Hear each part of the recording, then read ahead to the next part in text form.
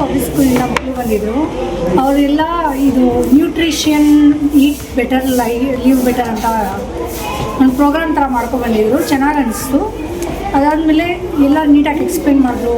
ಅಂದರೆ ಏನು important, ಹೆಂಗಿರಬೇಕು, healthy life ಎಷ್ಟು ಇಂಪಾರ್ಟೆಂಟು ಅಂತ ಚೆನ್ನಾಗಿ ಮಾಡಿದ್ರು.